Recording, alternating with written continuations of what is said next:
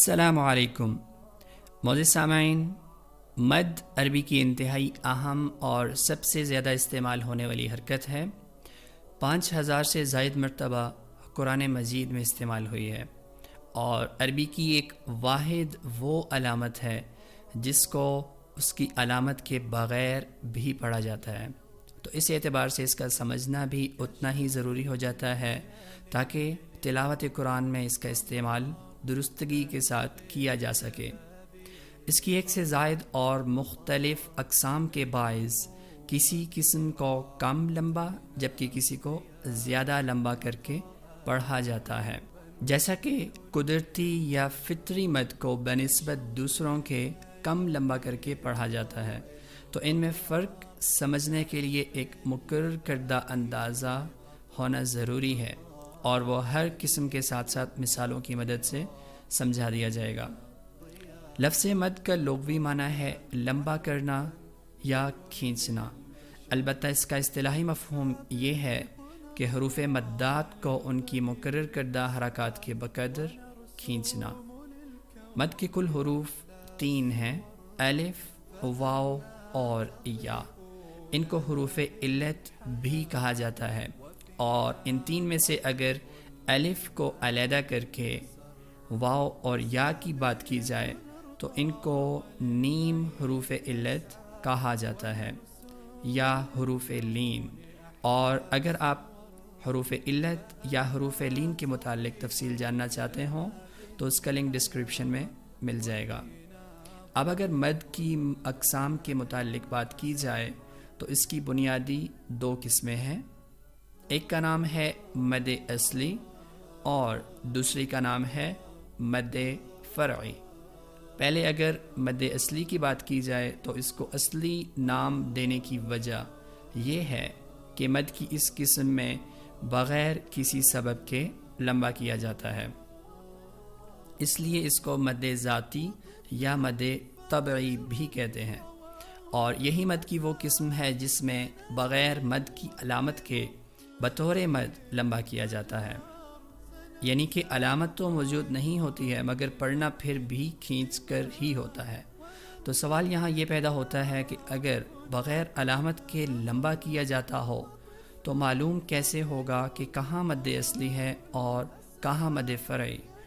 تو اس مد کو پہچاننے کے لیے ان 3 حروف الف، واو اور یا کی مدد لی جاتی ہے، یعنی کہ اگر الف سے پہلے زبر آ جائے تو وہاں لمبا کرنا ہے، اسی طرح یا ساکنہ سے پہلے زیر آ جائے تو وہاں بھی کھینچ کر پڑھنا ہے، اور بالکل یہی ضابطہ لاگو ہوگا اگر واو ساکن سے پہلے پیش آ جائے، یعنی وہاں بھی لمبا کرنا ہے، اور اس لمبا کرنے کی مقدار 1 الف ہے۔ مزید ان تینوں حروفوں کے لمبا کرنے کو مثالوں کے ساتھ سمجھ لیتے ہیں جو قرآن کریم کی ان آیات میں موجود ہیں۔ بسم اللہ الرحمن الرحیم۔ فَأَعْقَبَهُمْ نِفَاقًا فِي قُلُوبِهِمْ۔ اس آیت میں فا پر زبر موجود ہے اور اس کے بعد الف ہے، لہذا فا کو کھینچ کر پڑھنا ہے۔ اسی طرح اس فا کے نیچے زیر اور اس کے بعد یا موجود ہے، لہذا وہاں بھی لمبا کر کے پڑھنا ہے، اور پیش جو کہ لام پر موجود ہے اس کے بعد واو ہے، لہذا لام کو کھینچ کر پڑھنا ہے۔ دوسری مثال إِلَّا تَنفِرُوا يُعَذِّبْكُمْ عَذَابًا أَلِيمًا۔ اس آیت میں بھی لام مشدد اور ذال پر زبر موجود ہیں اور ان کے فوراً بعد الف موجود ہے، لہٰذا ان دونوں کو کھینچ کر پڑھنا ہے، اور اس کے بعد را پر پیش اور پیش کے بعد واو، لہٰذا یہاں بھی 1 الف کی مقدار کے بقدر لمبا کرنا ہے، اور آخر میں لام کے نیچے زیر اور زیر کے بعد یا موجود ہے، یا ساکنہ، لہٰذا وہاں بھی کھینچ کر پڑھنا ہے۔ تیسری مثال مَا لَكُمْ إِذَا قِيلَ لَكُمُ انفِرُوا۔ اس آیت میں بھی میم پر زبر اور اس کے بعد الف، لہذا لمبا کرنا ہے. اذا، ذال پر زبر اور اس کے بعد الف، یہاں بھی لمبا کرنا ہے. قیل لہ، قوف کے نیچے زیر اور زیر کے فوراً بعد یا ساکنہ، لہذا یہاں بھی لمبا کرنا ہے ایک الف کی مقدار کے بقدر. اور آخر میں را پہ پیش، قوموا فیرو، اور پیش کے بعد واو، لہذا یہاں بھی لمبا کر کے پڑھنا ہے. اور اسی طرح ان میں یعنی الف، واو اور یا میں کھڑی زبر، کھڑی زیر اور الٹا پیش بھی شامل ہیں، کیونکہ کھڑی زبر الف مدہ کی آواز دیتی ہے، کھڑی زیر یا مدہ کی آواز دیتی ہے، اور الٹا پیش واو مدہ کی آواز دیتا ہے. اور ان سب کی مقدار بھی ایک الف یا 2 حرکات عربیہ ہے، جو کہ تقریباً 1 سیکنڈ بنتا ہے.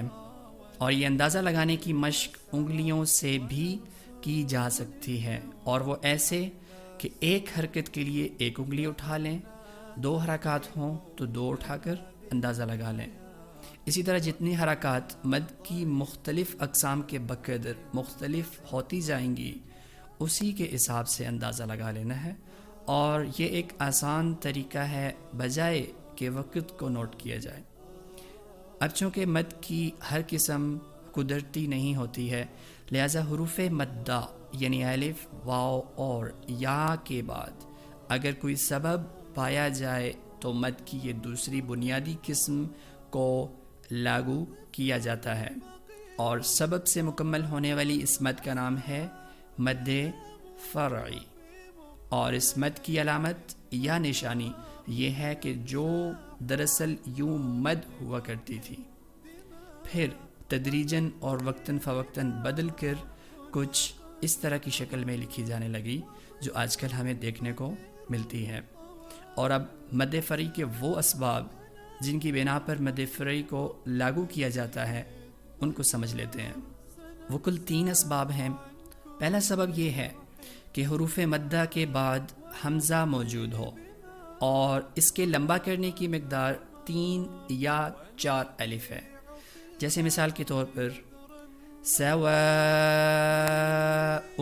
علیہم، یہاں بھی حرف مد یعنی الف کے بعد حمزہ موجود ہے، لہٰذا الف کو واو کی مدد سے لمبا کرنا ہے 3 یا 4 الف کی بقدر، کیونکہ الف پر کوئی بنیادی حرکت نہیں ہے، اور جس حرف پر صرف مد موجود ہوتی ہے تو اس سے پچھلے حرف جو بھی ہوتا ہے اس کی مدد سے ہم الف، واو یا کی مد کو لمبا کرتے ہیں. لہٰذا یہاں پر واو کی مدد سے الف کی مد کو لمبا کرنا ہے. سواء علیہم. اگلی مثال سوءم، یہاں واو حرف مد ہے اور اس پر اس کے فوراً بعد حمزہ موجود ہے، لہٰذا اس واو کو سین کی مدد سے لمبا کرنا ہے 3 یا 4 الف کے بقدر. سوءم. اگلی مثال سیئت، یہاں بھی حرف مد یا کے بعد حمزہ موجود ہے اور یا ساکنہ ہے، لہٰذا اس سے پچھلے حرف کی مدد کے ساتھ ہم یا ساکنہ کی مد کو لمبا کریں گے، اور وہ سین ہے، سو سین کو کھینچ کر پڑھنا ہے. سیئت. اور آخری مثال اِنَّا اعطیناک، یہاں بھی حرف مد الف کے بعد حمزہ موجود ہے، لہٰذا اس نون کی مدد کے ساتھ اس الف حرف مد کو لمبا کرنا ہے. دوسرا سبب یہ ہے کہ حروف مدہ کے بعد سکون اصلی یعنی جزم آ جائے.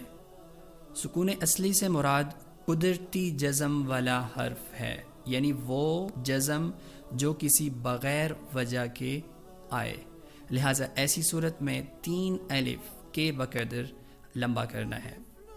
مثال سے ملاحظہ فرمائیے، الآن۔ اب یہاں حرف مد الف کے فوراً بعد لام پر جزم یعنی سکون ہے، لہٰذا الف کو لمبا کرنا ہے 3 الف کے بقدر، الآن۔ اور اسی طرح اگلی مثال، اللہ۔ یہاں بھی حرف مد الف کے فوراً بعد لام موجود ہے۔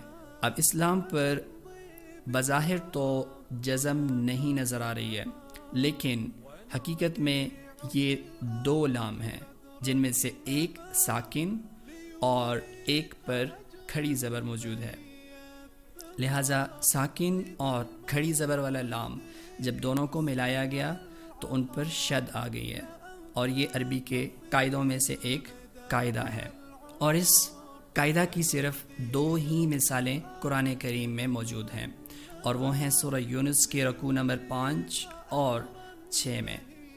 اور آخری سبب یہ ہے کہ حروف مدہ کے بعد تشدید ہو، یعنی شد، جیسے ضالین۔ یہاں الف حرف مدہ الف کے فوراً بعد لام پر شد موجود ہے، لہٰذا الف کو ضاد کی مدد کے ساتھ 3 الف کے بقدر کھینچنا ہے، ضالین۔ تو اس صورت میں بھی کھینچنے کی مقدار 3 الف ہے، یعنی حروف مدہ کو 3 الف کے بقدر کھینچنا ہے۔ عربی گرامر اور تجوید سے متعلق سب سے تفصیلی موضوع مد کا ہے، اور اس میں کوئی شک نہیں کہ یہ ویڈیو صرف ایک مختصر اور تعارفی ویڈیو ہے، اور اس کے بعد مکمل ترتیب وار اور تفصیل شدہ ویڈیوز اپلوڈ کی جائیں گی انشاءاللہ۔